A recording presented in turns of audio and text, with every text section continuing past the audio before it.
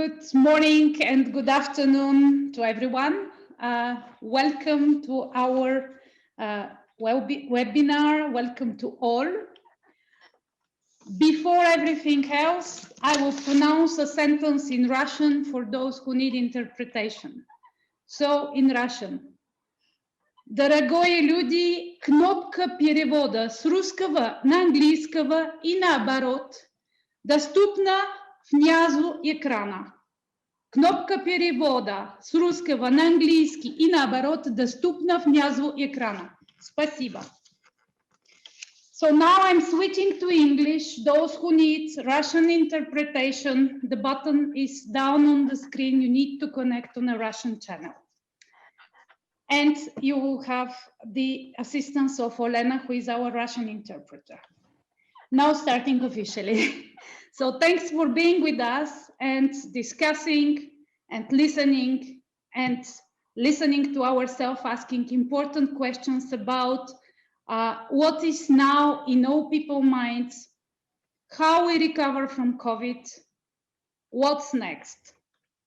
Many is being said, many more are being saying, things around us, even as we speak. I've seen several webinars only this week about recovery from COVID, financial recovery, what is the approach.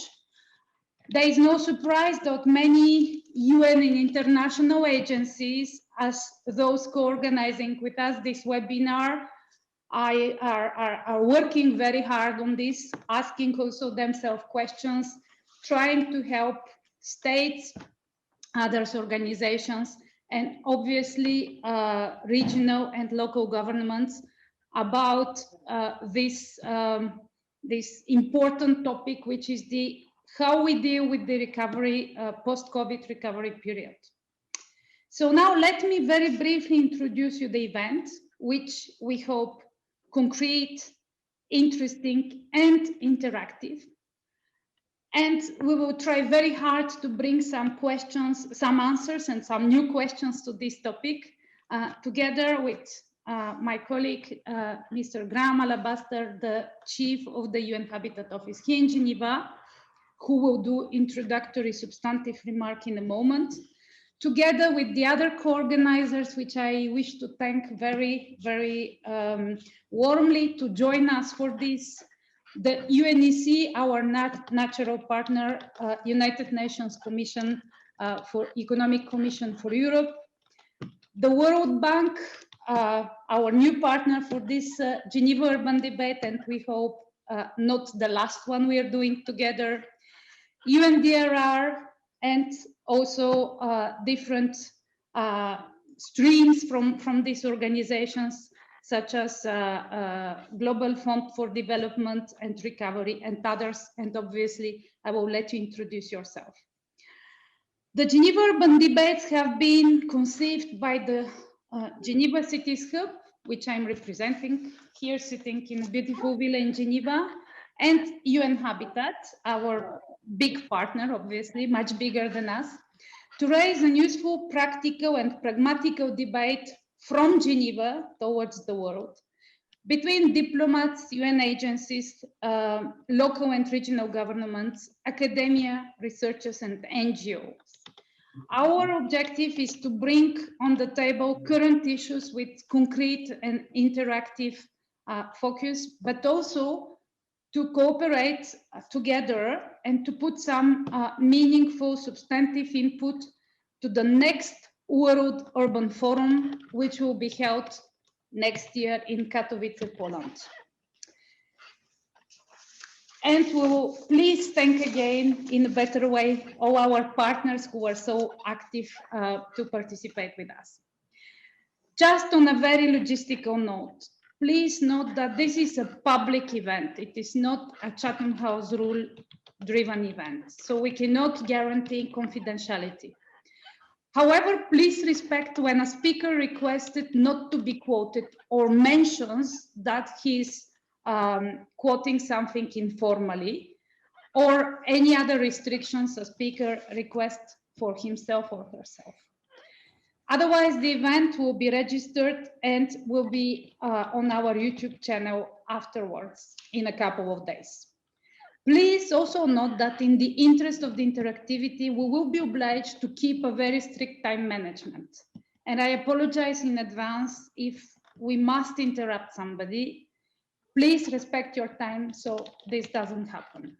And to paraphrase Winston Churchill, a good speech should be long enough to cover the subject and short enough to create interest. With this, Graham, floor is yours. Thank you very much, Camelia, and hello to all of you who've taken the trouble to join this Geneva Urban Debate number 3. This is the third one in a series, and we're delighted to, in this particular topic, as Camelia has said, we're focusing on something that's really at the forefront of everyone's mind.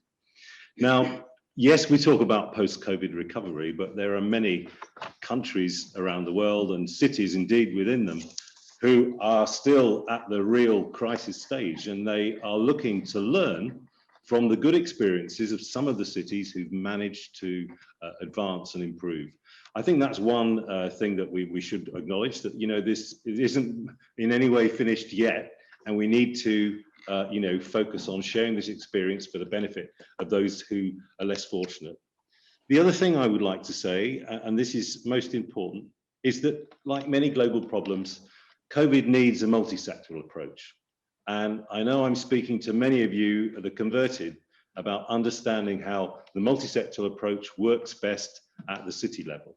And it's that specific set of skills that a city leader has to manage a multi-sectoral problem that has enabled many to move forward in advancing with global issues like climate change and other things, but in this case with COVID. And that's why it's very important that we focus in this session on what cities have done, what they can do, and how they can lead the way to others who need their support. And of course, the Cities Hub acts as a platform for you to share that information, in this particular case on COVID.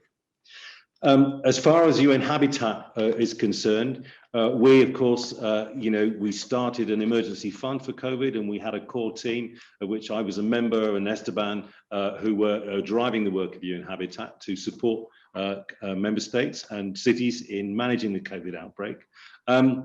But I think the most important thing is we realized that there was so much good experience from around the world that we wanted to find a way of bringing it all into a digestible form that could be used by other leaders. So in partnership with all of the regional commissions of the UN, our partner here in Geneva, UNECE, but the other regional commissions in the origin, this compendium was put together of best practice, of good practice, shall I say, to support the post-pandemic recovery. So that really is a sort of kickoff of the starting point this afternoon. This, of course, isn't a publication that covers all examples, and there are many, many others which we look forward to hearing about.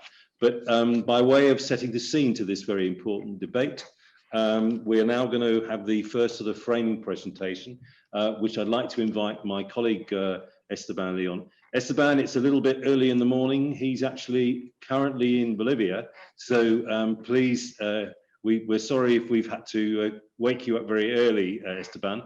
But anyway, we look forward to learning from you a little bit about the process behind the compendium. Thank you very much. Over to you. Thank you, Graham, and thank you all for participating in this meeting. I think it's very important. I have a problem. I have my camera down there and the monitor up there, so I'm going to look at the monitor. Sorry, I don't see you to the eyes. No, well, I think it's very important, this gathering, because it's very important, the recognition of the problems we are having after this COVID, which initially has been, a health issue, but ended up as most of the things, ended up into, or it's ending up into a socioeconomic problem. And for sure, it's not going to end up just there. It's going to prolong, And I think that it was very timely, this partnership with the regional commissions and with UNCDF, because we decided quite quickly that we have to start monitoring in a way and supporting local authorities in this fight against COVID. And it's not, as I said, it's not only a fight against COVID health issues, but also about socioeconomic issues. It's not surprised that that we found that, you know, the first response was very much the kind of emergency response. It was very much the kind of health response, but it turned out into something longer. I would have said, who will have predicted that the COVID pandemic will have lasted so long? I mean, we are already in our second year, and we don't see in many places that this is going to end up quite quickly. In fact, I think that in Europe and North America, when they started and it was quite bad, at the moment it's turning better, let's say. But if you are in the southern countries like Bolivia, in South America or in Asian countries, you can see that this is just starting, and I think that it's not only just starting in terms of health issues. Again, it's starting also in terms of economic issues. You can see that in many countries, they cannot afford what we had in Europe last year, the waiting and the trying to work online. In many countries where we have informal economies, you can see that people cannot afford to stay at home. That's just not an option. And therefore, you know, they have to go out and they have to work and they have to earn their living, and many of them live daily. So definitely this is going to become a more problematic issue. The other issue that it's very important to recognize is that most of the vaccines have been quite advanced, but have been quite advanced also in developed countries. The ratio of vaccination is quite high in Europe and in the United States and North America.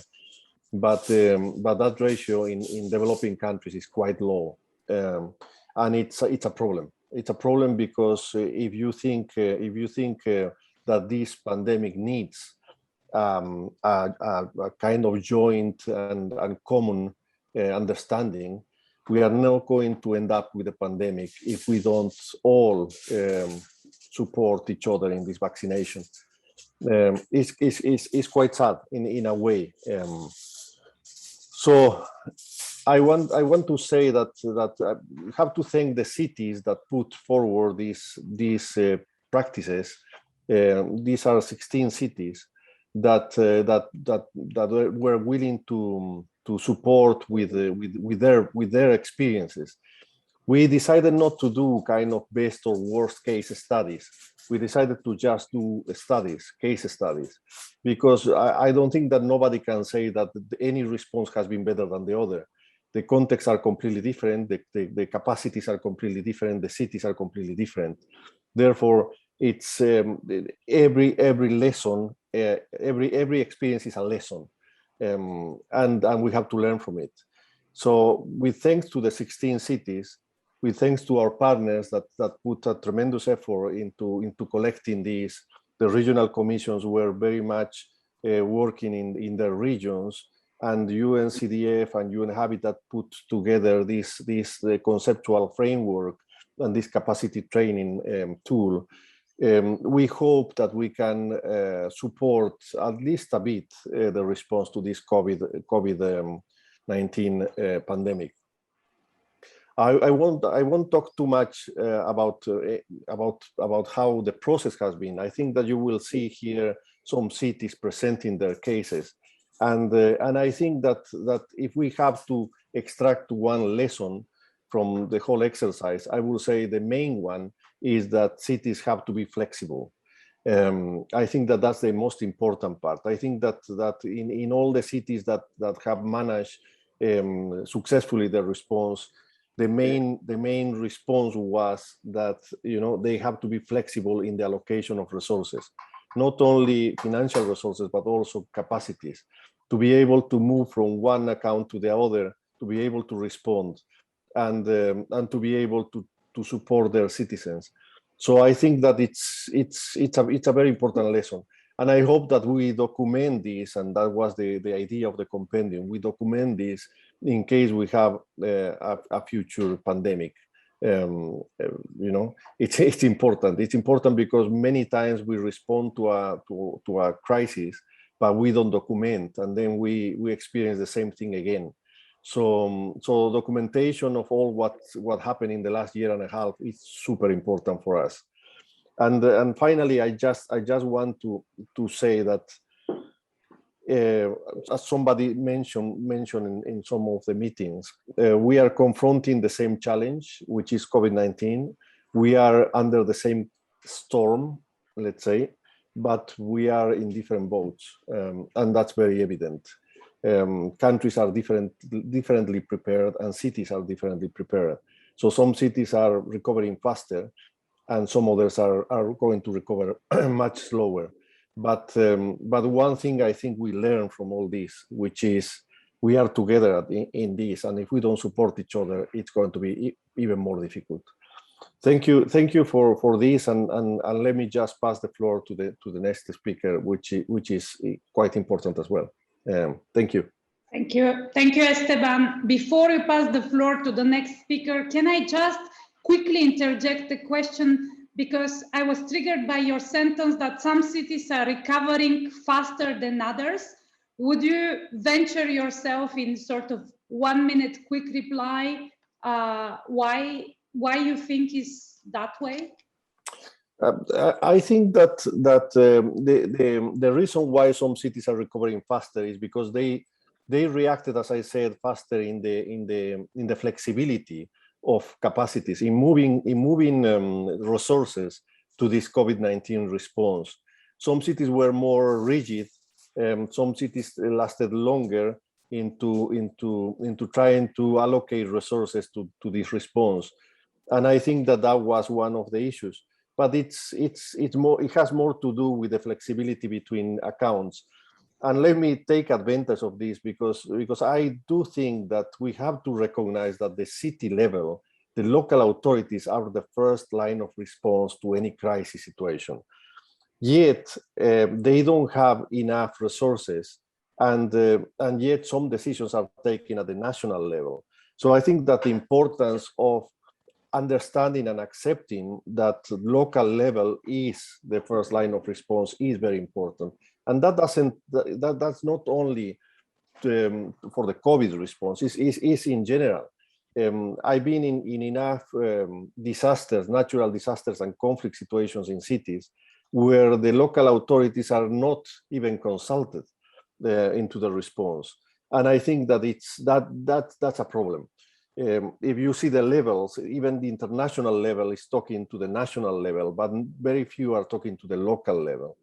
And if you see, people don't live in a country, they live in a city, right?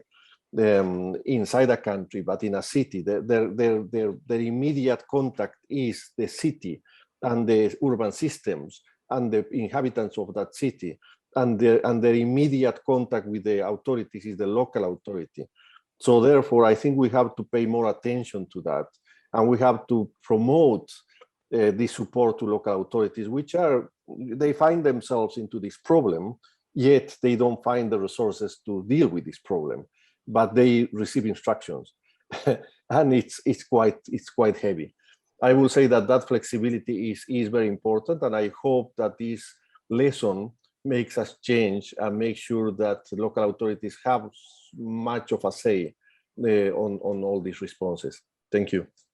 Thanks, Esteban. If I might come in here also, you said, if there's going to be another pandemic, I would say when there's going to be another pandemic.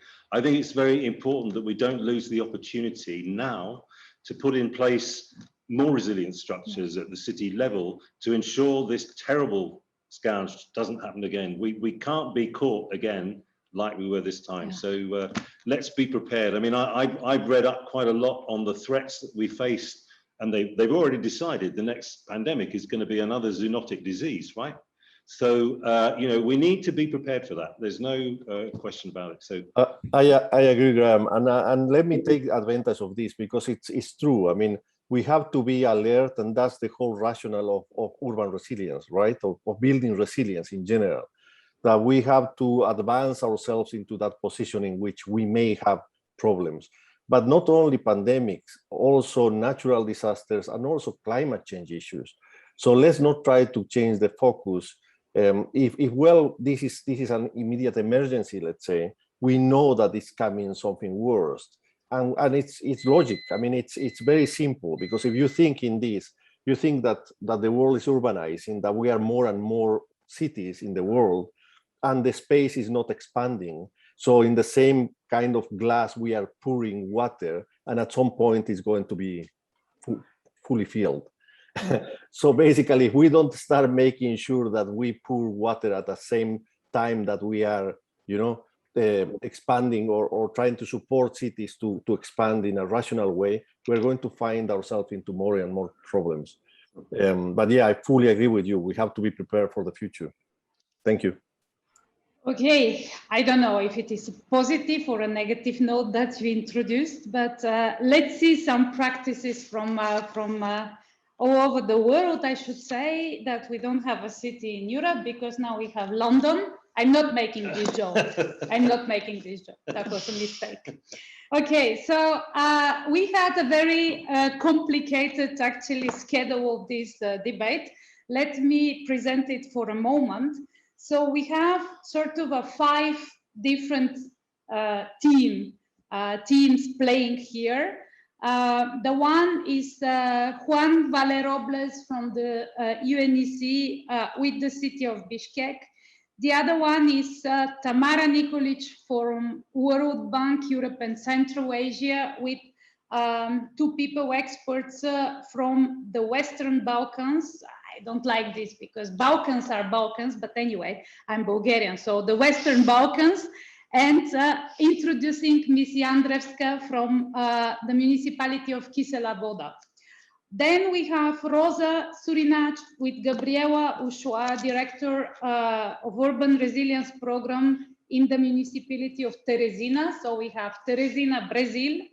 Then we will have Dmitry Pojidayev with Mayor, introducing Mayor Wadri Samniakna, Mayor of city of Arua in Uganda. And then we have Helena Monteiro introducing Dr. Jose Reis from City of London. Now, this means that each and every team out of these 5 has in total 10 minutes per team. They can choose to introduce some presentation. We have slides, some PowerPoints for some of the teams, and also, so you distribute your speaking time in between. We will cut you after 10 minutes in order to introduce interactivity. And then we have sent some questions also, which you might wish to tackle directly in your presentation or come back to this on a second time of the debate. With this, it's my pleasure, as I said, giving the floor to Juan Valerobles, also with the Vice Mayor of Bishkek, Mr. Matsabek Sazikulov. Juan, you have the floor. Thank you so much, Camelia. Thank you so much to the Geneva City Hub, and thank you, UN Habitat Geneva office. I want to share my screen. I don't know, you can see my screen right now? Yes. all good. Okay, great. So I'm going to make a short presentation, 5 slides. My presentation is focused on the Urban Resilience Diagnostic Tool as part of the UN COVID-19 Rapid Response Project. The United Nations Capital Development Fund and my colleague Dimitri, who is present on the room, has prepared a concept note on urban economic resilience. This concept note has advanced a framework and methodology for urban economic resilience that is tailored toward responding to the COVID-19 pandemic. I want to introduce the components of the city economic resilience in the 5 resilience areas of the urban resilience diagnostic tool. The first one is the resilience of the local business environment. The second one is the local labor market. The third one is the local financial system. The fourth one is the resilience of economic governance. Sorry to interrupt you, Juan. What this has to do with Bishkek?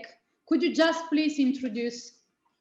Because, yes, just put us in the middle of the discussion, because so just the slides, yeah, they are too small, so you'd rather explain, because I swear for external people of the UN it's very difficult to get it. So okay, thank you, Camelia. So I'm going to try to very briefly. So we use the diagnostic tool in the city of Viscas to try to get the urban economic resilient performance. So in the first analysis of the urban economic resilient performance for the city of Viscas, we can see that 4 of the main resilience areas, the number 2, 3, 4, and 5, should improve to achieve the urban economic resilience in the city. So we can say that the city of Viscas reveals a generally weak resilient performance, suggesting a strong capacity for improvement.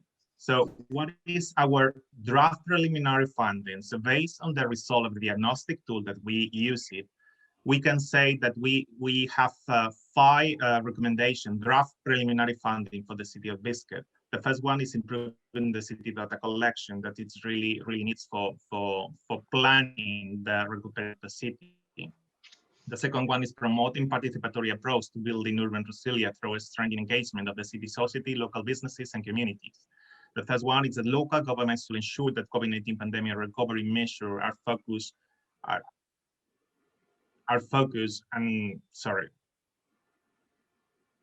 on areas that can provide value creation for the community. And the last one is ensuring an integrated approach to building urban resilience, fully integrated with key socioeconomic, environmental, nature-based solution, and urban planning actions. More information is available in our project website, urbaneconomicresilience.org. And thank you for your attention. So if you are, I would like to give the floor to my colleagues, the Vice Mayor of the City of Amelia, please. Yes, please. Thank you so much.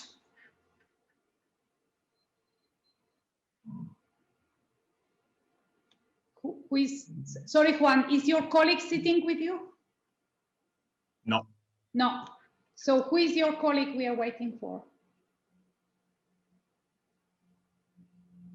Juan? Yes, it's in the agenda, I think. Yes, so Mr.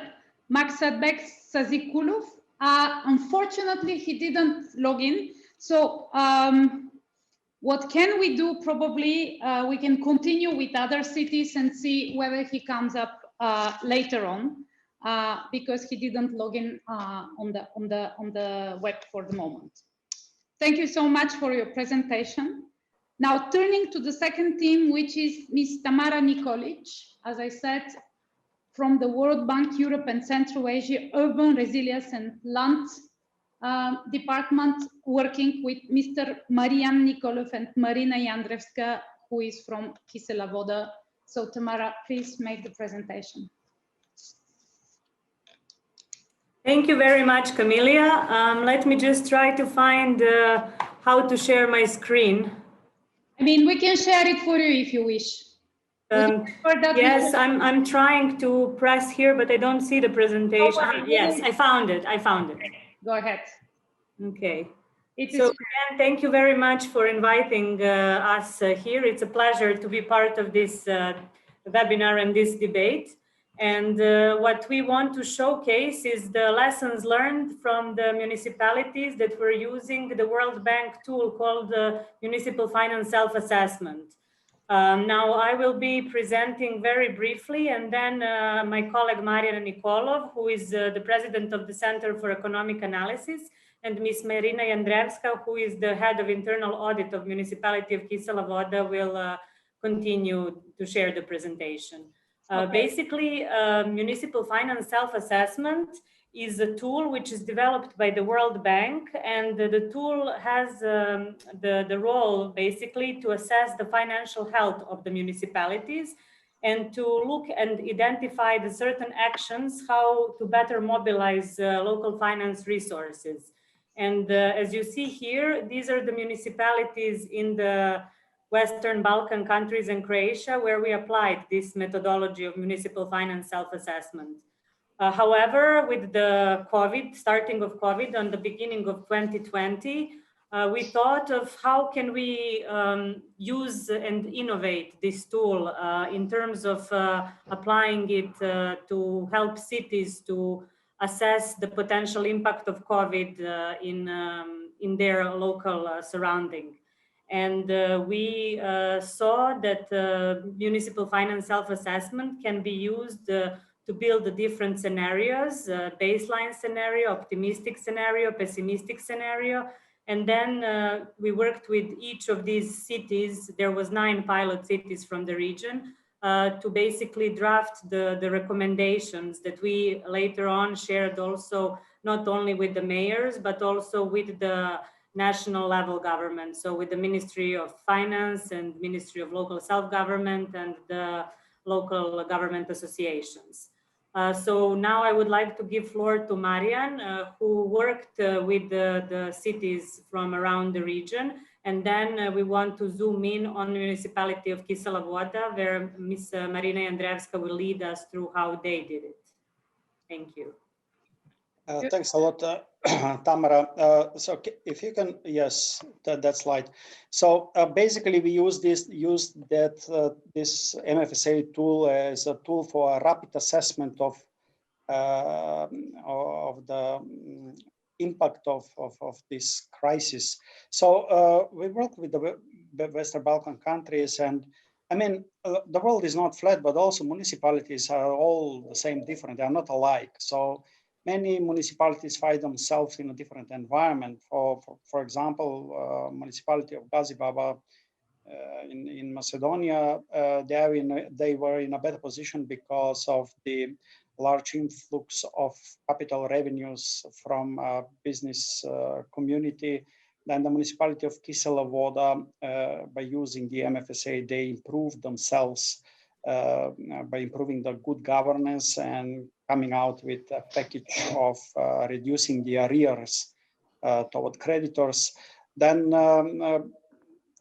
some municipalities went into trivial instruments like supplementary budget in times of crisis, like Tuzla and Shkodër.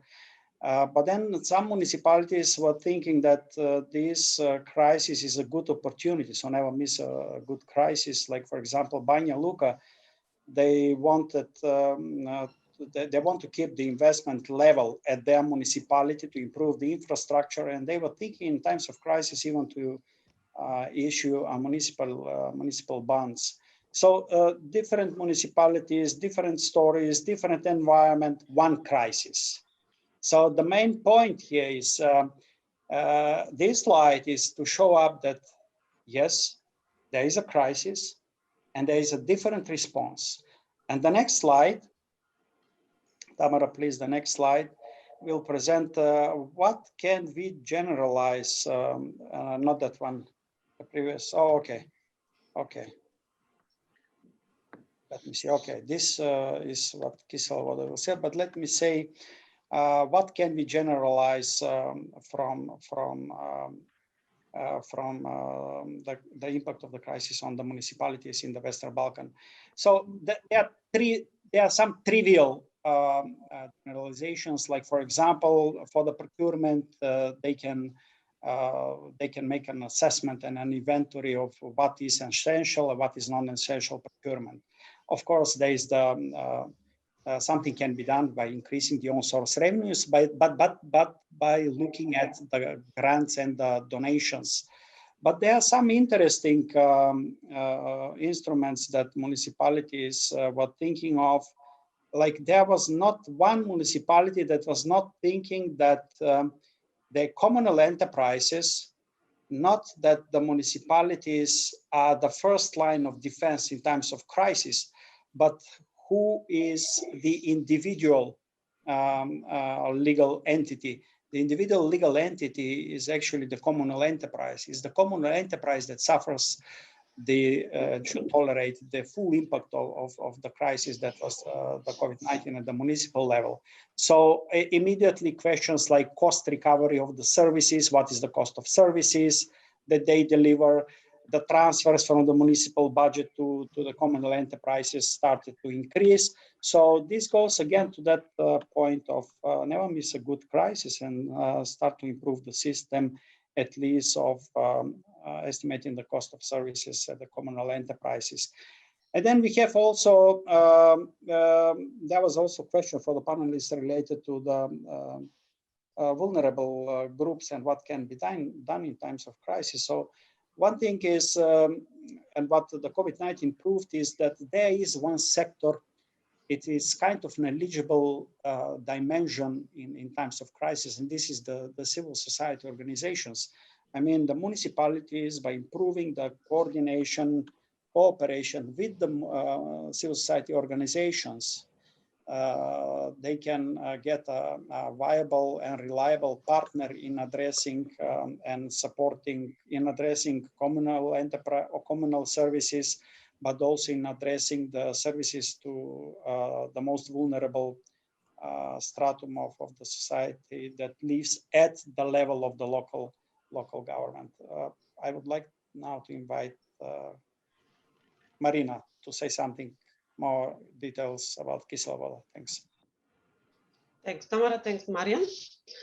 So, municipality of Kisela Voda, of course, that was under significant pressure due to COVID-19 impact, mainly due to lower revenues than were initially expected in the last year with the budget plan.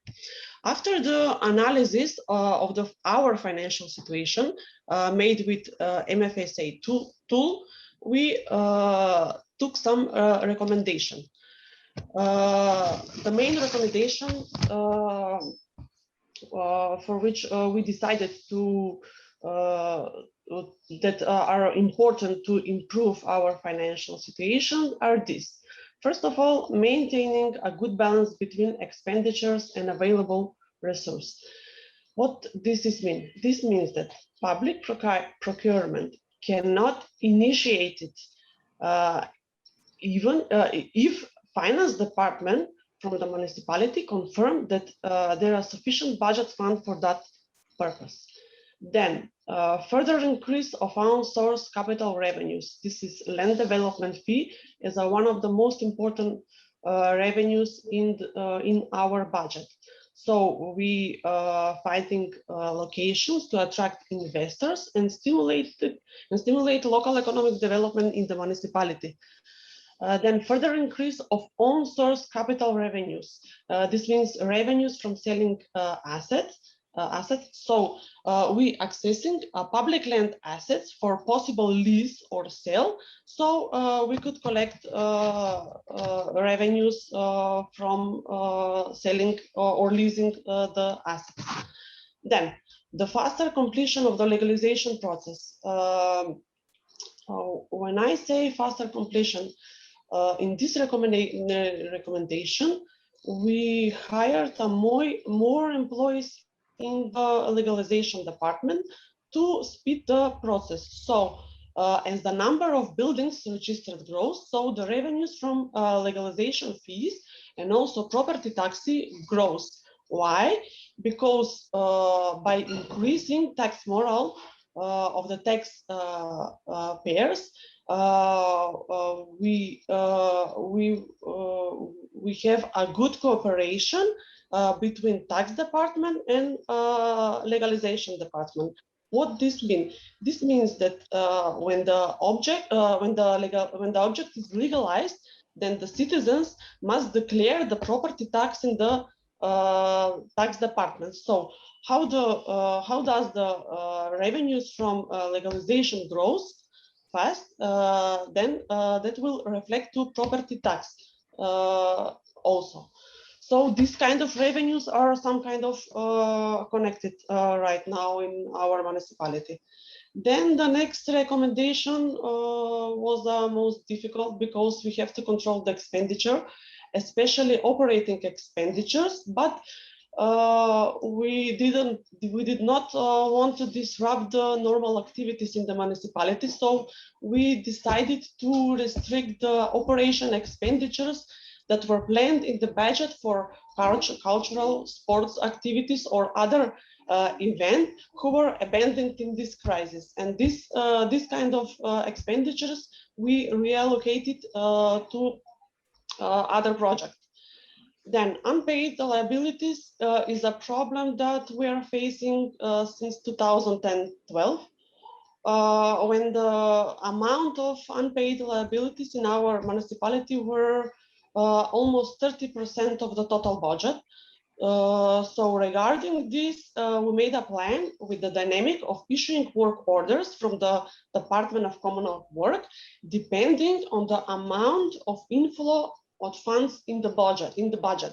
So last year, our amount of unpaid liabilities was, I think, 7% from the total budget. And at least finding additional revenues like grants or donations from international organization or central government, because we as a municipality cannot realize a big capital project without support from central government or international organization or loans. And that's all. That was our recommendation that we decided to face with this crisis. Thank you so much. That was really concrete and really telling, and so we will certainly actually come back to you with concrete follow-up. I will handle it to Graham for the next part of the moderation for a while, but just to mention two things, that many questions are coming from the chat.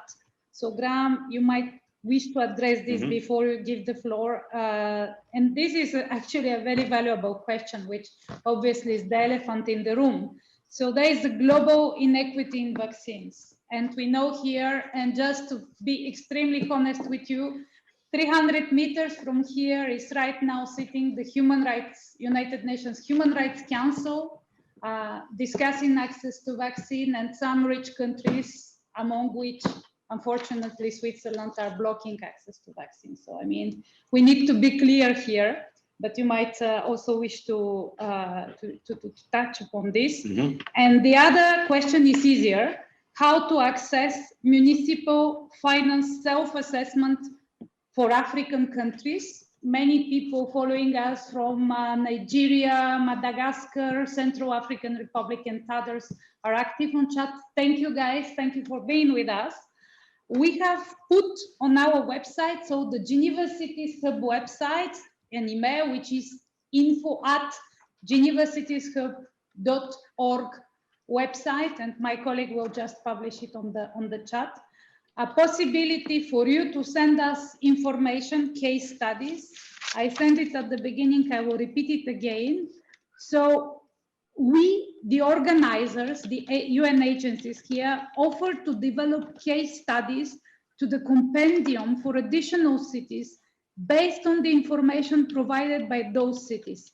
The additional studies, after review by UN Habitat, could be published as part of the compendium. So Esteban agreed to this before we went into this talk. Send us info that you're interested and we will deal with this. Graham. Thank you. I mean, I was, very, very interested from your presentation. Thank you, Tamara, Marjan, and Mariana. I mean, for me, I thought you gave a rather, dare I say it, optimistic spin to it. You actually found ways, when you dug down and looked at the municipal finances, there were ways that you could save budgets. We're all aware in this situation that there are some winners and some losers, and there are some parts, you mentioned you had to cut the budget on culture. Yeah, I mean, that's to be expected. You're going to prioritize, but I thought there was a very good, essence there of looking, putting all your cards on the table, working out what was realistically what you had to do, and moving forward. One point that, of course, I did think was very, very, very, very important was this unlocking the potential of civil society. I think this is something that's also common to cities of all sizes, in that, there is a civil society who can support a lot of these processes that we need in recovery. But I think, yes, it was a very excellent presentation. I think we'll move to the next presenter, because time actually is very short. We only have another 45 minutes. And I'd like to introduce one of my colleagues, Rosa Sunach from UN Habitat, who will be introducing Gabriela. Rosa, over to you. Thank you so much, Graham. The third team is here. So the second city we will explore today is Teresina in Brazil. Teresina is located in a relatively poor area, in the second poorest state of Brazil. The city has a GDP of 3.5 billion US dollars. Despite this, it is considered a regional reference for health and educational services. The municipality of Teresina declared a public health emergency on 17 March 2020 for COVID-19 and a state of calamity just 3 days after, with the suspension of all non-essential activities, limitations in functioning of public transport, suspension of all in-person customer services, things that we have seen all over the world. In July, a plan for resuming activities in 4 phases was published in order to reactivate economy and the social life. UN Habitat, through the City Resilience Global Program, is accompanying the city of Teresina in creating a city resilience profile and identifying potential resilience actions. I'm not going to be very in deep on the program. I will share with you via the Cities Hub or the chat some information if you want to explore more, and you can check it later on. So today, Gabriela Ochoa, the director of the Urban Resilience Program at the Municipality of Teresina, is with us to explain the case that they have experienced and how they are planning to recover from this point. Thank you, Gabriela. I think that you can start if you want, and if you need anything, I'm here. Okay, thank you very much, Rosa. Hello, good morning, everyone. Good afternoon, depending on the time zone. Thanks for the invitation and to share the experience of Teresina. So the municipality, Teresina is a 1.2 million inhabitants metropolitan area in the northeast of Brazil, as Rosa said, which for us, we consider this an intermediary city, considering the very urbanized context of Latin America. And in the same way that this intense urbanization phenomenon is common ground for us in the region, I'm sure that the challenge that we face there and for recovery and building a resilient economic development is also be a shared challenge, and we can find many we can join efforts and find many, can share many opportunities among each other. So considering our context in Latin America, so the pandemic affected a region that was already struggling with low growth and unemployment. In the case of Brazil, with growing poverty, extreme poverty is also growing. We have accentuated vulnerabilities and inequalities, high political polarization, and weakening social cohesion in the region.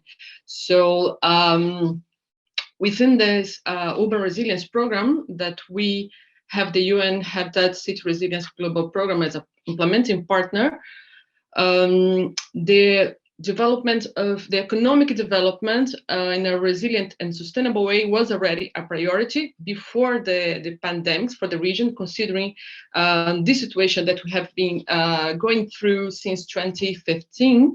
But with this shock from coronavirus, it became an imperative. So as a part of the city diagnosis that we conducted in the program, a number of key challenges were identified that shaped this issue, and I will bring this main challenge and some of the response from the local government to deal with it. So the first has to do with the employment vulnerability and the financial crisis of 2015 in Brazil, and the pandemic led to higher unemployment rates. So in Teresina, it's about 14%. That is pretty much the rate of Brazil unemployment in general, and affected especially the youngest and the informal sector. So now we have a informal sector about 40%, and this is pretty much the same in the region. So the pandemic exacerbated this need and to rethink the future of the work and to accelerate the labor market transformation, to increase the productivity, to meet this new technological transformation, and to include people in this new economy, not leave these people behind. So we have this challenge from the past century and now challenge from the new century. And in addressing the impacts of COVID and it's in the small among the small entrepreneurs and in the formal market, the city has been promoted capacity building programs. One of them is called Creative Commerce, that aims to train, finance, and mentor small entrepreneurs and informal entrepreneurs to use technological tools and resources like social media to adapt to this new normal brought upon the pandemic and change for their commerce to digital tools as well. And it's also opportunity to bring them to the formal market. So it's they can have the support both from social protection and pension, but as well, it will increase municipal revenues that felt a huge drop from the pandemic. The same way, we're providing credit, small credit for small entrepreneurs through the Municipal Popular Bank that we have in the municipality. Also, the national government in Brazil, they provide aid, emergency aid for is a range of autonomous sectors that was affected for the pandemic, both formal and informal. That in Teresina, it means 40% of the population that is receiving this financial aid from the government. The cities also created a program called Active Teresina, and for the recovery of the economy through support to the companies and building new partnerships to promote research and technological innovation. The second challenge that concerns us a lot is the city's connectivity logistic networks, and especially the vulnerability of the public transport system that got severely affected during the last year. I am pretty sure that all cities in developing countries are struggling with the maintenance of public transportation services in face of this decrease in revenues. In Teresina, there was a 75% reduction on the city demand, and on national average, the public transportation is facing a reduction of about 40%. So this limitation poses a risk to increasing paratransit modes, higher motorization rates, and the decrease to accessibility to essential urban rights and services. And the local governments in Brazil, they are getting together and demanding a joint effort, because you cannot cope with this alone. There's a huge doubt and public transportation among cities in Brazil, and we need national strategies and response, a joint response to rescue the cities and the public transportation system, because they are highly fare dependent in our country. Another challenge has to do to generating the necessary conditions to leverage private investment. The municipal finance, they have been affected by COVID-19, so it's critical to attract private sector to leverage these urban investments. So in Teresina, we have this program called Teresina Competitiva. That's a strategy made hand by hand with the World Bank, focusing on the biggest value chains in the city, that's healthcare, construction, and education. But also we need to explore some paths to reduce expenses towards sustainable development. So the city now is implementing some public and private partnerships in the fields of energy efficiency, especially for public lighting and energy supply for municipal assets, local energy production through the municipal solar plant that is under implementation. And now we're preparing the drainage city private public partnership to reduce these expenses, but also to move towards energy efficiency and resource efficiency and a more sustainable development. And finally, the economic diversification of the city, that is a priority. We in the Resilience Program have formed a working group of stakeholders made up of civil society, national and local government, the financial and the private sector, including some economic development experts and business representatives and academics. And we are trying to bring together initiatives and efforts to make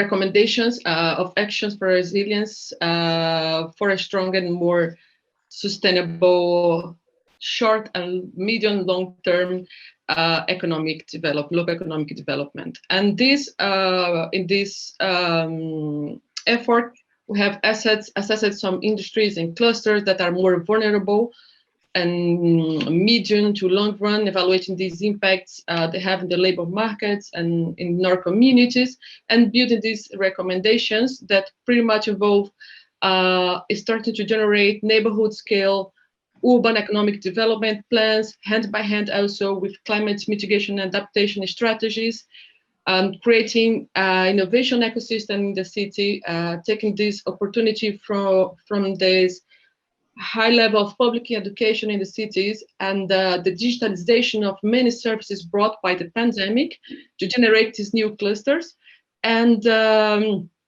promoting the creation of a local economic development in the agencies to facilitate this leverage of assets and private capital towards development goals. This is, I don't know if I take too much time, but this is, I'm trying to summarize a bit what we have been doing in the program this last year.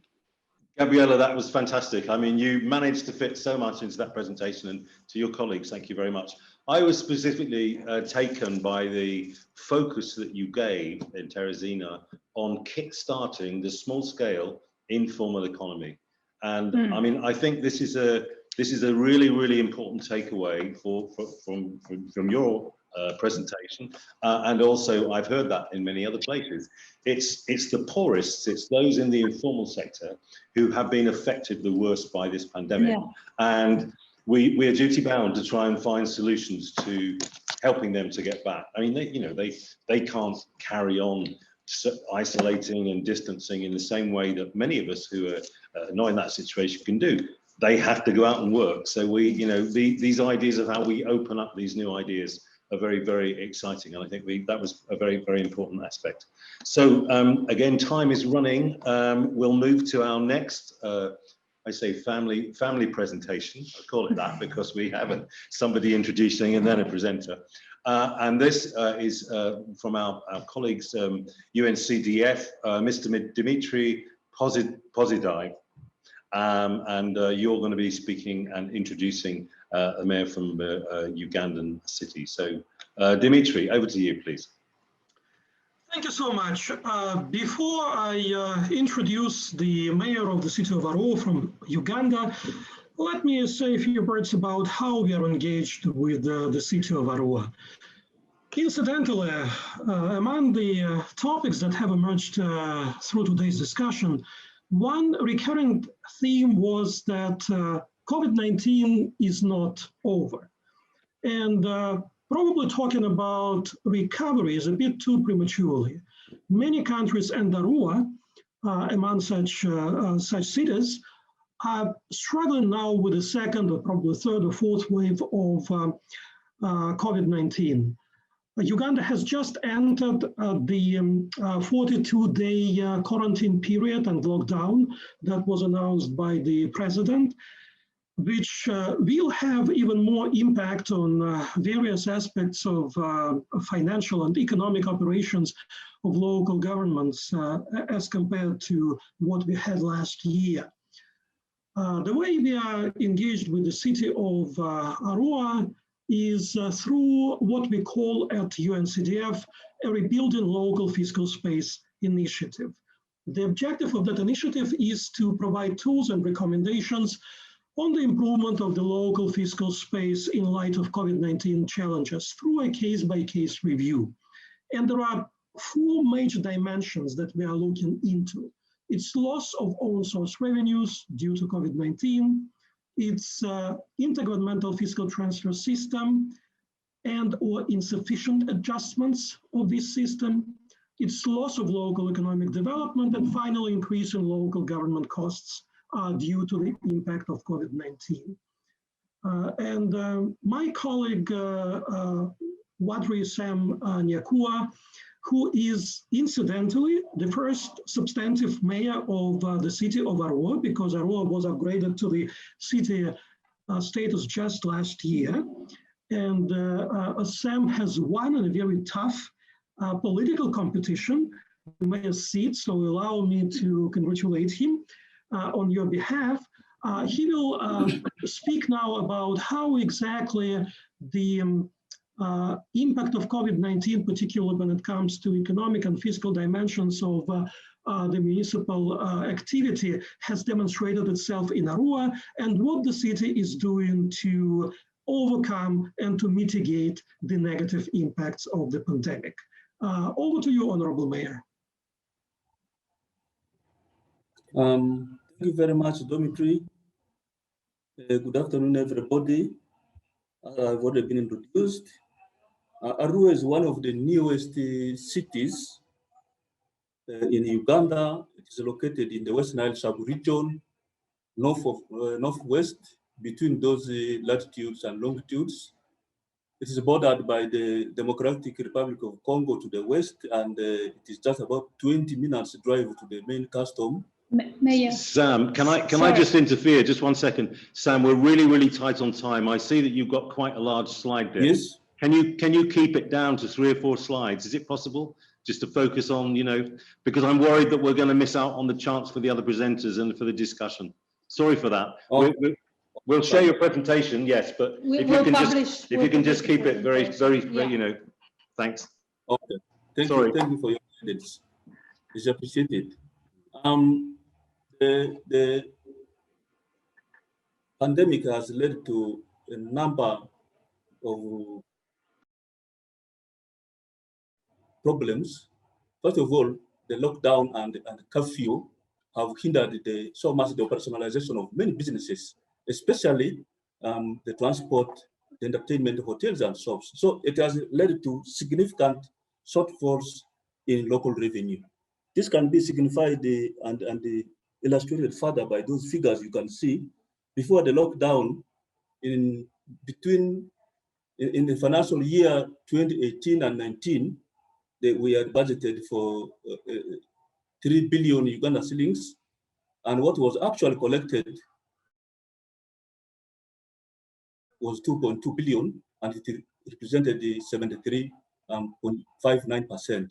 And in 2019-2020 financial year, what was budgeted was 3.2 billion, and actually what was collected was 1.9 billion shillings, Uganda shillings. Now, this has significantly reduced between the financial year 2020 and 2021. What was budgeted was 3.2 billion, but what has actually been collected is 40%, which is 1.3 billion shillings. So there's a big shortfall in local revenues. Number two, it has led to increased poverty. Many people are just struggling to cope with the economic meltdown brought by the pandemic, because the shops are closed down, some goods were damaged, and there's general loss of capital, and many people have failed to meet their financial obligations in form of loans which they obtained from commercial banks, microfinance institutions, SACCOs, and VCLAs. So poverty is on the increase really in the city. Now, number three, because of this pandemic, there is a reduced access to primary health care in the city. As a result, Arua has registered an increase in the number of preventable deaths during childbirth and in other health emergencies due to limited transport to get patients to the health centers. There's a picture there you can see, because the only ambulance in that health center had gone to pick another patient from very far. This nurse was struggling to roll this patient on a wheelchair to the main referral hospital, and eventually he passed on. Now, another impact of the pandemic also is that it has led to increased teenage pregnancy and high school dropouts. Arua City registered last year 778 reported cases of teenage pregnancies in West Nile in 2020. Already in 2021, we already have 390 cases which have already been registered of teenage pregnancies. And the high rate of school dropouts is mainly amongst the girls. Number one, because many of them are at home, but also there is, in some cases, a lack of parental care and guidance. So those girls become vulnerable as they roam around. Some get pregnant, others have chosen to drop out of school. Now, there's also increase in the domestic violence as a result of frustration due to failure to provide for family needs due to the reduced incomes. They are strained the family relationships largely because many men who are not used to staying at home the whole day. And the cases which were reported were 266 in 2020. And within the 3 weeks in June, we already have received 193 cases registered. And the trends are increasing, especially during the lockdown. The picture I saw there was of a woman who is confronting the husband because of not providing for the family needs. There is also increased psychological violence. There's anxiety and fear for the future due to the uncertainties about COVID-19. There are increased cases of suicide registered due to frustration from economic meltdown. There are people who, after being tested positive and they feel they cannot access the services, they say, mine now is finished, they go and commit suicide. We have registered such cases. Now, the strategies to cope up with this pandemic include the following. We have tried to put in place public-private partnerships that are people-centered. Just on my right is the picture of a stadium. This stadium is actually 100% owned by the local people. What has been done is people are made to apply and they pay money and the structure is completed like this. Then they are released those units for 49 years and they recover their money for buying, and that's how they intend to catch up.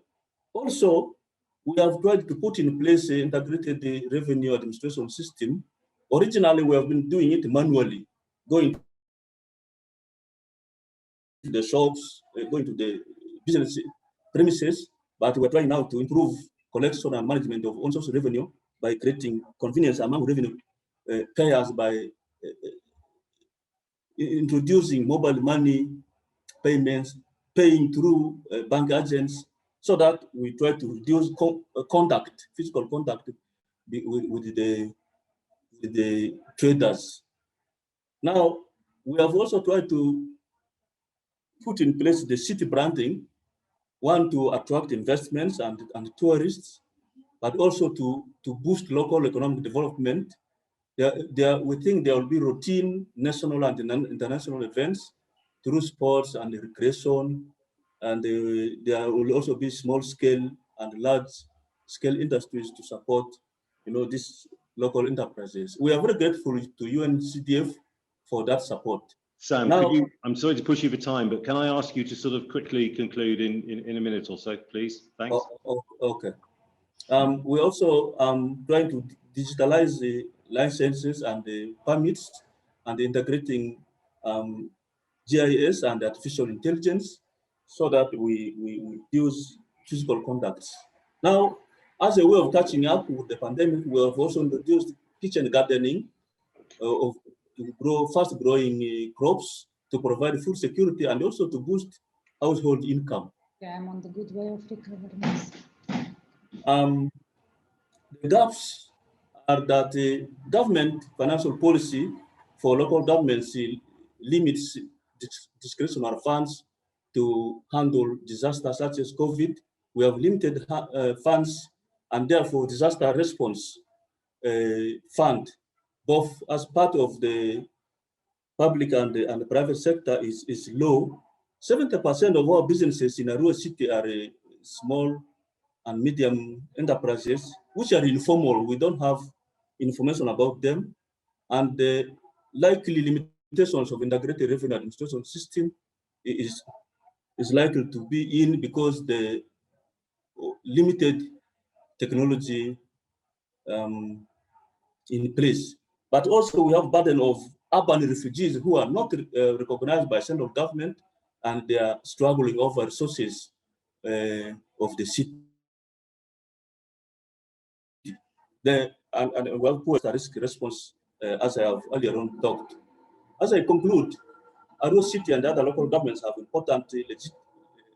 important legitimate role to play in post COVID-19 local economic recovery, as they offer different support to SMEs, which are critical in the recovery of Uganda's economy, having a direct planning, coordination, and support for the strategies at local level rather than through central government, and will help to fasten the process since each urban community challenges are unique. Thank you very much. Sam, thank you very much indeed. I'm really, really sorry to have hurried you up on that presentation because it was extremely interesting. I think for me, two things that came out of your presentation that were very important. I mean, some of the extremely basic things that many of us take for granted, like taking the sick to hospital, and the impact, the domestic violence you mentioned, and apparently this situation with the youth where it's leading to a long-term problem. Thanks very much for highlighting those. I think many people forget about those. Would you say that the situation you're talking about in your city is the same in many cities of a similar size in Uganda, or is it, what do you think it's very much, does it capture what's happening in the country as a whole in the smaller towns? It is similar in all cities, the new cities of Uganda, but also cross-cutting in the whole of Africa. Yeah, Absolutely. wow. Yeah. Okay, well, thank you very much again, Sam, and we'll move now to the last presentation, the last city presentation we're going to have. And here we have Helena from the Making Cities Resilient program of UNDRR, and Dr. Jose Ruiz from the City of London, my hometown. So I'm glad to hear you're talking about London a little bit, because I don't hear about it so much these days. So over to you, Helena. Thank you, Graham. It's a pleasure to be here. I'm going to shorten up my presentation so that we can hear from Len. I think everyone is anxious to hear from Dr. Hayes. So the UN Office for Disaster Risk Reduction has been supporting national and local governments to develop holistic and integrated DRI strategies. But we know that some countries are struggling to have an approach that integrates pandemics, and of course it's because often sectors work in silos. Part of our job is to try to break down these silos to ensure that countries have made those linkages between disaster risk reduction and health and economy. We need to include resilience in our economic policies. We need to define a more inclusive, diverse, environmentally friendly economy. We need a more resilient economy. To solve a crisis like the one we face now, cities also need resources, and that's why we launched the Making Cities Resilient 2030 initiative earlier this year. This initiative builds on the experience of many institutions working with cities in resilience issues, including the WHO, UN Habitat here, different international organizations such as ICLEI, Resilience Cities Network, and the World Bank, which have come together to offer their services to support cities in building resilience. MCR 2030 brings a very straightforward three-stage resilience roadmap for cities. Step one is to enhance the knowledge on the risk so that they can then understand the risks and move to a second stage, which is to put in place disaster risk reduction strategies, and then come up to implementation, financing, and action. We aim to leverage the knowledge and expertise of different partners who have come together to support cities.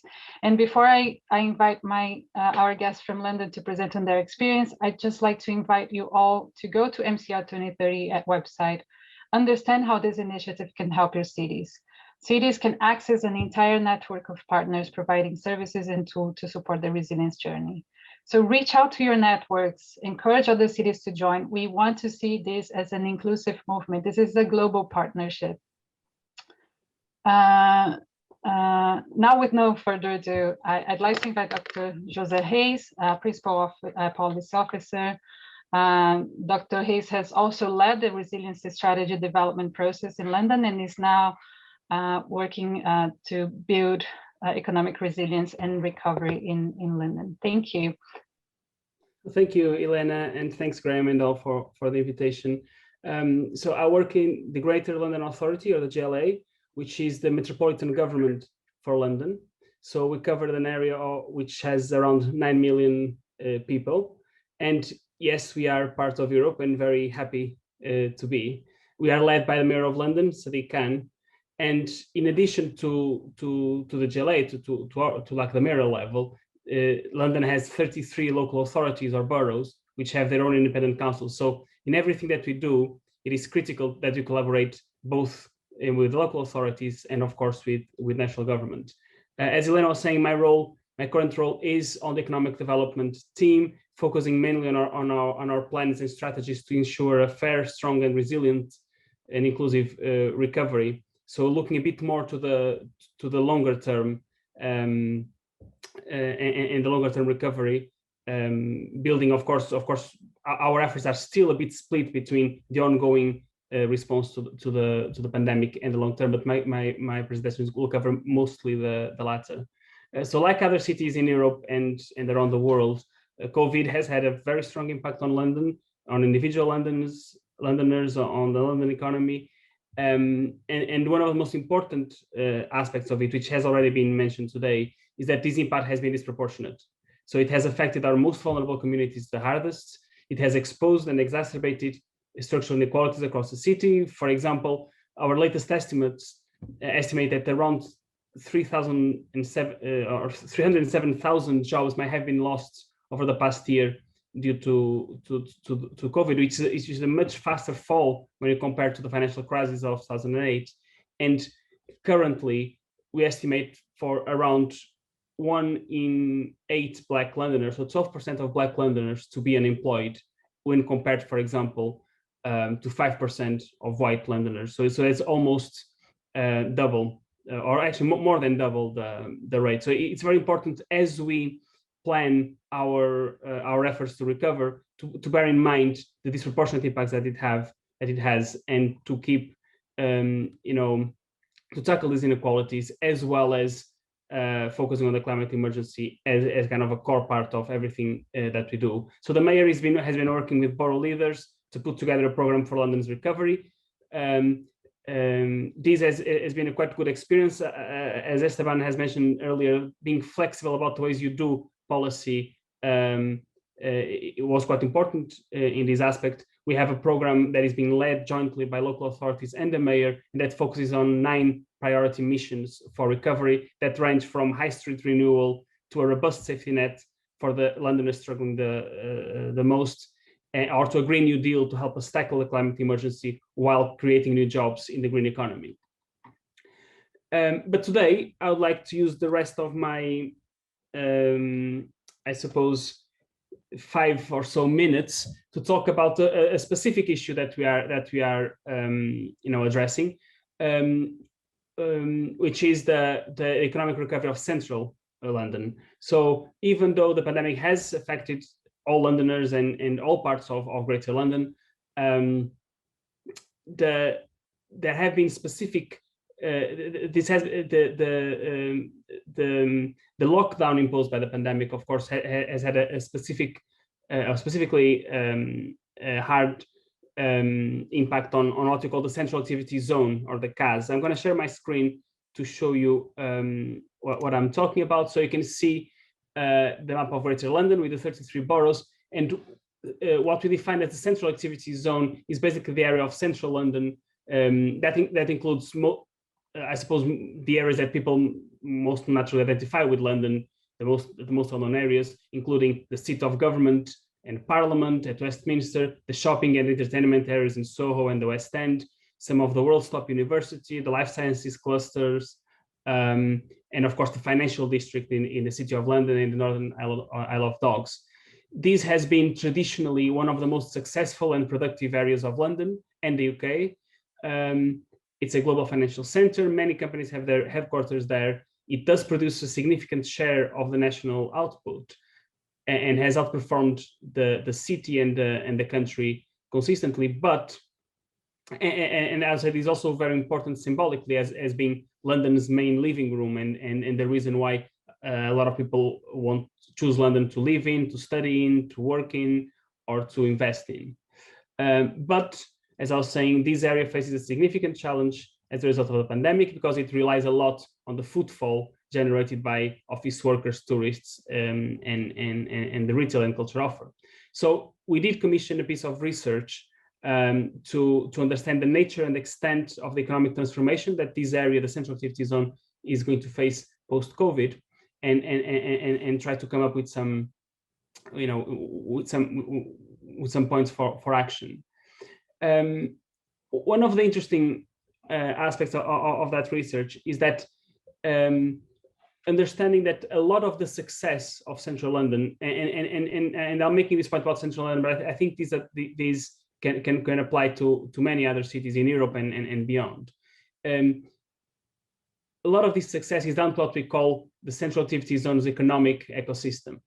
So it's the unique mix of sectors, institutions, companies that interact with each other and support each other. So, for example, if you look at this diagram, you'll see that London's retail offer, the food and hospitality offer, the arts and culture in the West End, for example, the business and professional offices, and of course, all the administrative functions, they offer, they provide quality of life and job and professional opportunities for residents and visitors visitors and workers who will be attracted to work in Central London, hereby generating footfall that will support these activities and make them strong. So the key message here is that for this ecosystem to work, every single one of these parts needs to work. And here we start thinking a little bit about some of our approaches that we have on systems and for resilience policy. So without the footfall from offices or shopping or the cultural activities offer, which has been very strongly hit by COVID, this symbiotic relationship risks turning into a vicious cycle where there is no footfall, therefore the activities decline, therefore the city gets less attractive for residents, workers, and tourists. So as I was saying, this ecosystem was built thinking of London, but it can apply to many other cities. Each city will have their own economic ecosystem with their own synergies. For example, several of the cities that are presented here, I'm assuming that the informal economy will be a very important trigger of activity as well. But the case of Central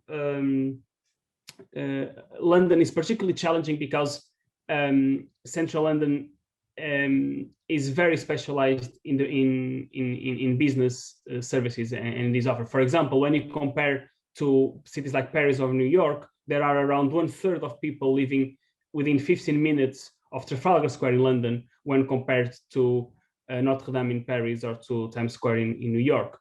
So this means that, of course, having a very specialized employment central city center is part of what makes us competitive. It's part of our regulation benefits and what makes us a competitive business center, but it is also challenging in making us less resilient to shifts like the one we are currently experiencing, particularly if we expect that in the future some of these trends of working from home are going to stay, and a lot of industries are expected to move towards a more hybrid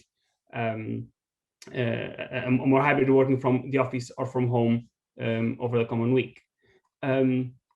So city centers must proactively attract workers to come in, not because they need to, but for the experience of collaboration, to focus on their arts and culture offer, to basically, and this applies to the public realm, but also to companies being able to provide the right type of offices and office space that encourages collaboration, and that basically makes a difference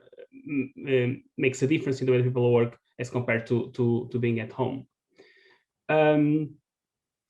So in terms of our actions, and I'll conclude in a couple of minutes, in terms of our actions to support the city centre of London,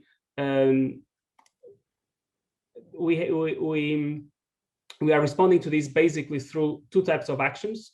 So immediate support to reignite this ecosystem and bring people back.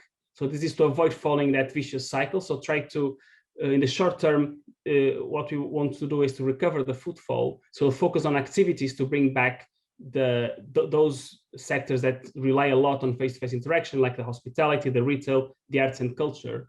The mayor has created a 6 million recovery fund, which is supporting Let's Do London, which is the biggest ever domestic tourism campaign. This includes events, support to businesses in these sectors to come back and attract visitors in a safe way as the lockdown measures are progressively being released. So this is a program for the next 25 months, starting with small scale events while there are still COVID regulations, and then hopefully, if the vaccination rollout goes as expected, starting to open up over the next few months. And our medium to long-term plan is to sit down with our businesses, with our boroughs, with our broader stakeholders and communities, and rethink or reflect a bit on what we want the function of Central London to be in the future. Think if we like if perhaps this current focus so reliant on one type of or a few types of activities is the most resilient, or if we need to develop it further with more residential use, with a higher emphasis on the experience economy, on improving the urban space and collaboration, etc. Of course, for this, it's important to this is a task for us, and also to collaborate with central government to continue to support the businesses as they go from the short-term support structures that are in place to thinking about how to adjust to this new role with innovation, with digital adoption, etc. So I think I'm past my time, so I'm going to stop here, but happy to pick up any of these points later. Thank you.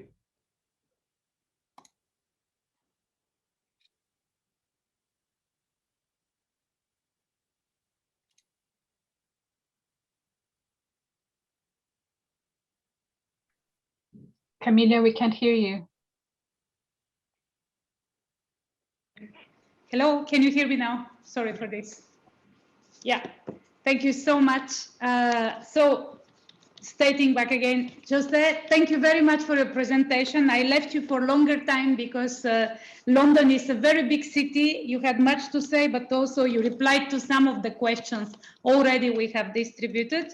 So as you can see, Graham ran away. He was so scared from what you say that he left the room, which is not true, obviously. He had an urgent phone call to reply. And anyway, I'm staying here with you and very happy to be in this debate. So turning now to other speakers, I think we've heard very different, perspectives, and one might think, okay, what is the common thing between cities in mid-Africa or in Europe or in Teresina in Brazil? But I personally learned a lot, and I saw many common things in this. So I would wish to ask you all, and giving you the floor, probably not to all of you, but to those who want to take the floor, to reply of some of the questions which might be of interest to those who listen to us and to ourselves. we spoke, and this came up in many statements, that the small meat businesses in cities needs to be revitalized very quickly. So some of you said we shall attract bigger businesses, private-public partnerships. But what exactly a city can take on a city level to revitalize small businesses, to revitalize or to put back to track businesses that do not have many millions, not multinationals, but small businesses, especially in cities which do not have big budgets. We've heard in London there is a recovery fund for 6 million, but we also saw that in Arua the budget is half and even less than a half of what it was expected. So how to kick off small businesses? Then for cities, again, many have to reply on direct challenges, but many things are decided by the central government. And as we know, the central government receives money from donors like World Bank and others. So what a city can do to mitigate its interest towards or against, or as you wish to frame it, interest of the central government. And the third one, what UN can do for you. So what donor agencies, but also donor states can do through UN Habitat, through your funds, UN funds you're running. So I'll give the floor first to Gabriela, because there was a fourth question just to Gabriela from the chat, which is, did you include grassroots women's groups in COVID response and recovery? So Gabriela, that one plus my questions, the floor is yours. Hey, I'm having some connection issues, so all the faces are frozen for me, but I don't know if you can listen to me. Yes, we can, yeah. Okay. That's great. So, okay, so the first, including grassroots women, inside this strategy for small entrepreneurs, we have also a program called Professionalize Mulher, that's like professionalized woman, that was directed for, especially for women in informal sector, or women that they did not have, like they are unemployed. So we have this as one of the programs inside this main program that we talked about, this creative commerce, and also taking part in this program of a modernization of technological tools to provide services and payment. This is one of the things.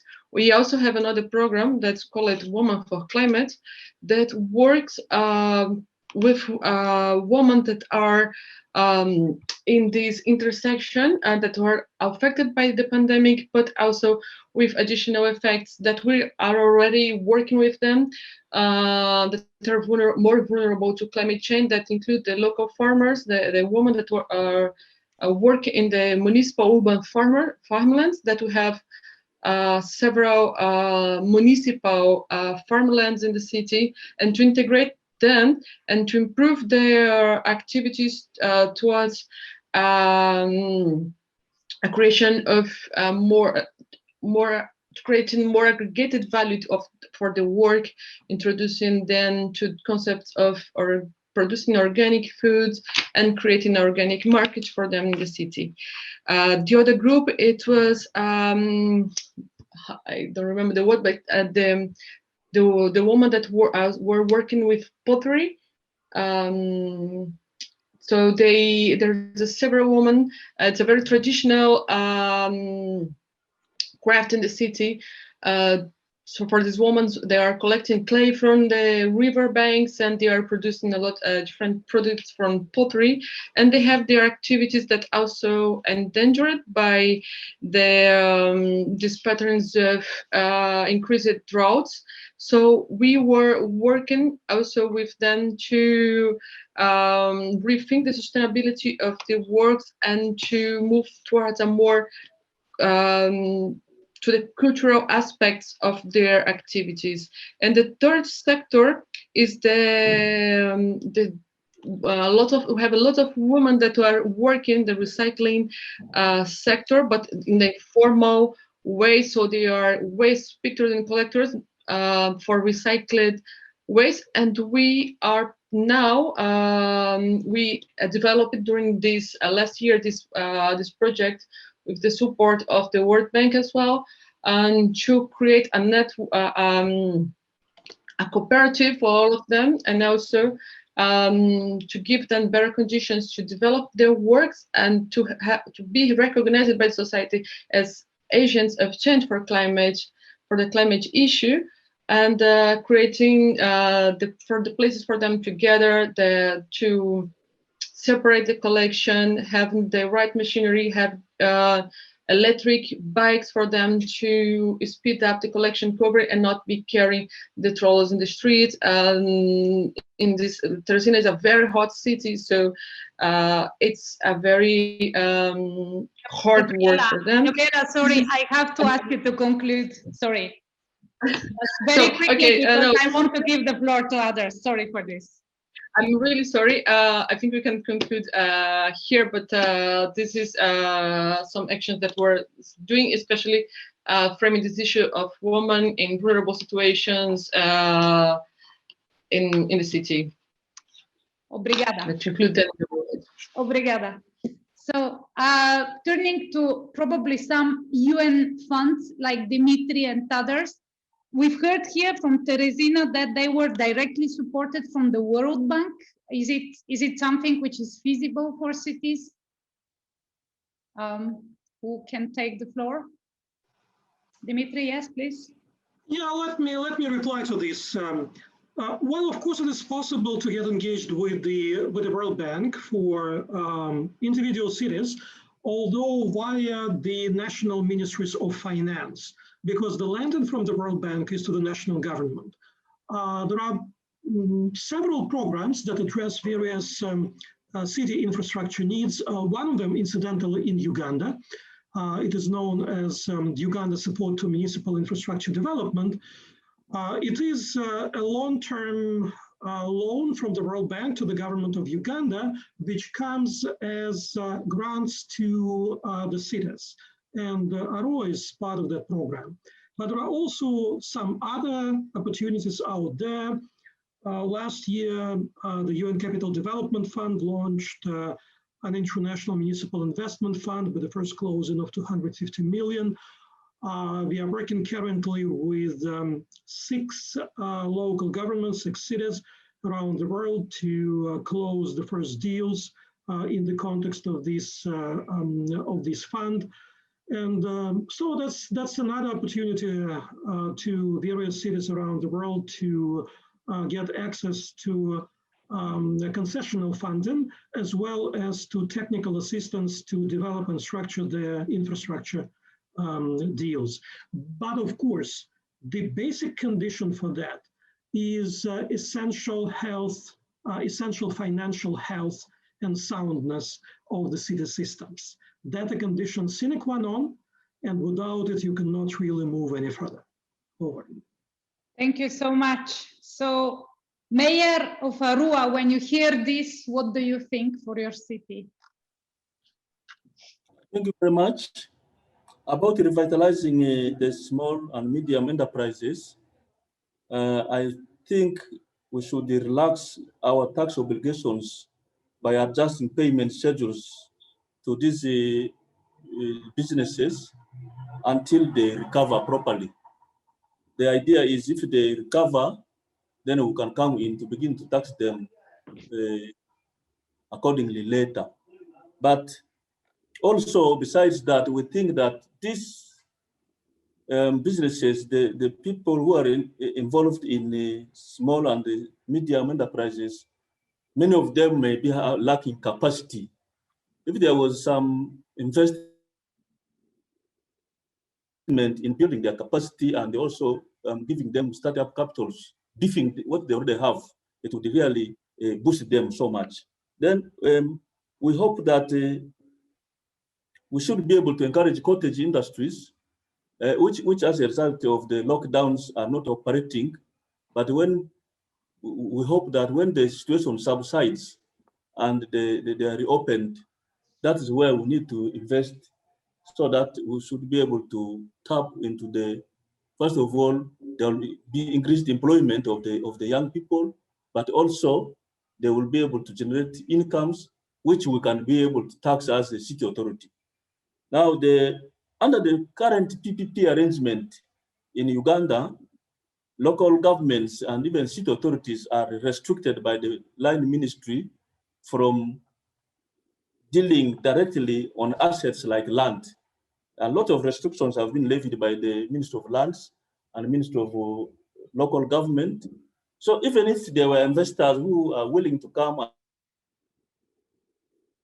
and partner, you will need clearance from the ministry, where the ministry is reluctant to clear you over issues of land. Then it becomes extremely difficult. We would like that it should be really relaxed, so that we should be able to go into PPP arrangements with the private investors. Then the other good thing about the Arua city is our proximity to the international boundaries. I told you we're about 20 minutes drive to the main customs that leads to DRC Congo, and we are about 75 kilometers to South Sudan. In these two countries I've mentioned, there are a lot of resources which we could tap into by our people trading with them. Therefore, we need to be supported by the central government in doing that. So if UN was to find resources and invest, I would really think that we should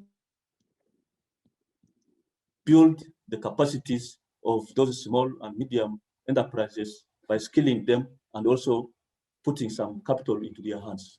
Thank you very much. Thank you very much for this reply. That was really concrete. So to finish with probably Juan and then Jose. Juan, you spoke at the beginning, so it's only fair to give you back the floor with some of these questions which has been addressed by your colleagues and by us. Please take it for a couple of minutes, 2, 3, something like this. Thank you so much. Thank you, Camelia. You also generosity with me giving 2 or 3 minutes. No joking. No, it's no joke. I feeling that your generosity with me. I'm sorry in name of UNEC that the vice mayor of the city of Biscuit is not present on the meeting. Sorry for that. So regarding the urban challenges that the city of Biscuit is addressing in this UNDA COVID-19 recovery project, one of the urban challenges in the city of Biscuit is the informal settlements. So the informal economy is one of the biggest issue for the city in terms of the revenues and taxes to support not only small businesses and local businesses, many other urban challenges and urban programs that the city needs, like basic infrastructure, public transport, water service, energy, and social and affordable housing. So UNEC is trying to support one program specifically for the informal settlements in the city of Biscuit, and UNEC is trying to create a bankable project with international donors to create land formality and to support the city of municipality in this transition of the COVID-19 recovery plans. Thank you. Thank you very much. And of course, obviously, you are not have to apologize. Geneva City Hub is extremely happy to have UNEC as main partner here in Geneva and elsewhere. And you're bringing a lot to the substance and to everything. So there is no problem, obviously, for this. And your presentation was extremely useful. I will explain in a moment where we publish it, so everybody will be able to consult it through, obviously, the UNEC website, but also for the Geneva Cities Hub website. So, Jose, like last in this panel, unless there is somebody else burning to say something, but I have to admit, I am adamant to know out of all the questions, and obviously feel free to address whatever you want for 2-3 minutes, but basically the main thing I am just burning to ask you, how you deal from the central government restrictions. So you have, this dichotomy. We have more or less same problems like London in Geneva. This is a city of conferences. 75% of the hotels are now empty because there are no conferences, they're on Zoom. And that's one thing, you explain it quite well, but how do you deal with the central governments on this? I'm very curious to know this. That is a very difficult question. So I think there is, and very pertinent too. There are two dimensions, I suppose, of how we interact with central government. In terms of the lockdown release and the measures that are being adopted, the most important word, I think, is partnership. We need to send the same message. We need to be on the same page with central government. And I think it's fair to say that we have for most of the time during the pandemic.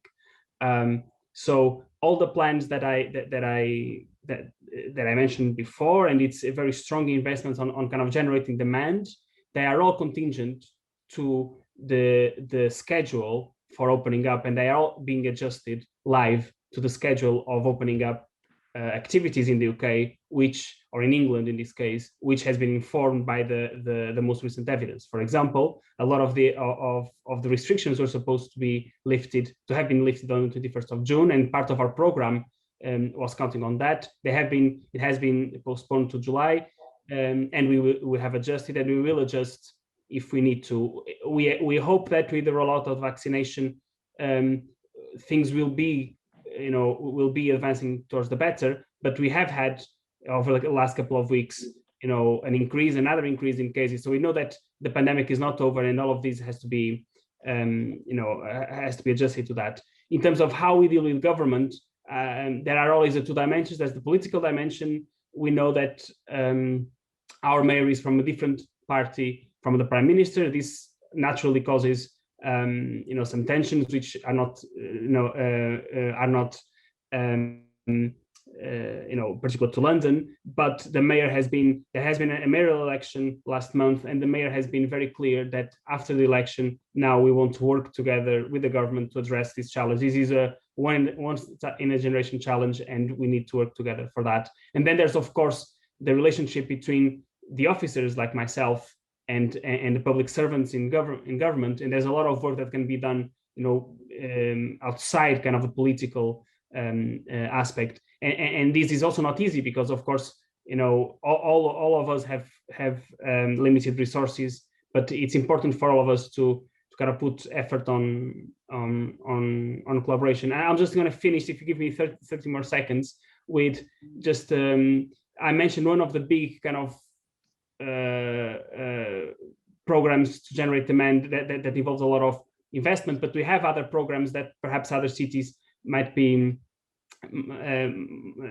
also implementing that don't require so many resources. For example, pairing up or matchmaking between smaller businesses and bigger businesses, or small businesses and anchor institutions, academic institutions, or international organizations that can help these businesses with some of their the troubles they're challenging. So not just in terms of financial help, but actually the expertise, the skills to go through these is the kind of business support that doesn't require so much resource. Thank you so much for this. And just in order to be fair, it's never late to be fair in such a debate. Somebody else to whom I haven't given the floor until now from the speakers wants to take the floor for a final word. If not, if this is not the case, do not hesitate. I will just deliver some very short concluding remarks on behalf of Graham from UN Habitat and myself. You might not need them because I know that you've listened carefully, and we will obviously publish a short summary of the main findings of these conclusions. But just to summarize, we've heard that there are many tools, and many of the agencies present on this panel, and also others on global and regional level, developed tools for assessment. The compendium is one of them, but also others. So there is a choice. Spread the word around you, and also think about using these tools which are available, so they can be basically available for other cities, not just the cities which are in the compendium, but also other cities. Write back to us or reach out to the panelists you saw on this panel to use tools. The other big actually conclusion is that somehow small businesses need to be supported by states, by big businesses, through private-public partnerships, through private-private partnerships on different levels. So there is energy which needs to be spent on this by local governments. There are different alternatives we've heard here. Which one is the one which is the most adapted for your cities might be found out through this kind of discussions, through literature, or again, you can write back to us and we will try to put people in contact if you are from a city, from municipality which needs some help. Cities needs to be flexible, as we saw. Unfortunately, it's not over, and many things will change our lives probably. One of them being work from home, other one being, as very unfortunately we have observed, rise of some kind of domestic or street violence or new problems we haven't envisaged under this angle so far. So new solution can be found by think tanks, by academia. More discussions are needed, and probably more encouragement from national government, from international institutions to invest in solution finding. Finally, what was just mentioned, and this is something we really try to install here at the Geneva Cities Hub, is a dialogue or partnership, as Jose mentioned, from local and regional governments towards the national government. It's not always easy, and probably some patterns have been installed in the COVID crisis, patterns of cooperation between local, regional, and national governments, which didn't exist that way before. We're trying to encourage this. We are trying to encourage also local and regional governments coming directly to the United Nations, discussing with states, not only their respective national states, but also other states here through us in Geneva. And this has been successful already in 2020, where there was a forum of mayors organized by UNEC, which took place in Geneva. And in a moment, just to finish this debate, we will show you a very short video, 1.5 minutes, about this forum of mayors, which will again take place in Geneva in 2022, again through the auspices of the UNEC, and we will participate as dynamically as possible. And this will be another way of exchanging experiences among mayors directly, among local governments, with the international actors directly here in Geneva. So it's not quite easy to finish on a very positive note, as pandemic is still with us and it will stay for longer. But let's continue the discussion, and how we continue our very small contribution to this is to publish all the presentations through our website. So my colleague and co-director of the Geneva Cities Hub, Antu Duong, who is sitting with me. Antu, can you show yourself to everyone? So she was very bravely helping us with the whole debate. She's sharing the screen of the Geneva Cities Hub, where we have a particular page called the Geneva Urban Debates, where we have already some of your logos, if not all of them. And we also, so as you see, we will put those which are missing, and we can publish here also not only the logos, but we can publish your presentations, we can publish your tools, your reports. We will get back to you bilaterally and ask you the permission, obviously, to publish all this through website and to increase the accessibility or the notoriety of your work through our website, as we are doing this platform, also to help you connect with others. So thank you very much for all this. Juan, did you have a hand raised or I didn't see? Please go ahead if you did. No, okay, I saw a small hand then. No. Thank you, Camelia. Okay, but it's good that I again got back to you because I wish to thank you all for the participation in this debate, to thank obviously Graham, my colleague Antu, and also Pauline, who is our communication officer, Tatiana, our IT manager, Olena, who is a student here in Geneva translating from Russian to English, and all of you, all your teams which work behind, your colleagues, your contacts for this very, very rich and dynamic debate. And let me finish in beauty with this 1 minute and a half video from the Forum of Mayors here in Geneva 2020. The next one is April 22. You can apply to participate as directly a mayor from UNEC country or a partner. You can reach out to us, spread the word. I will not take the floor after the movie, so thank you very much. Once again, let's see the movie, and then I wish you pleasant day or night or afternoon. Thank you so much. Please go ahead with the movie. The first Forum of Mayors in October 2020 brought together 40 mayors and vice mayors representing 36 countries in the UNEC region to discuss how they were overcoming the challenges of the pandemic in their cities. Architect Norman Foster opened the forum with his special address, A Message to Mayors. Setting an optimistic tone, the renowned architect highlighted that cities have always emerged from crises stronger, and that the pandemic could help our cities become greener, smarter, and healthier. But we must seize this opportunity for progress. The forum allowed mayors to share their best practices, providing a clear path for effecting positive change in their cities. Over 1,000 people participated in the forum in person and remotely. The forum caused quite a buzz. Around 13 million people read about it through social media and traditional media channels.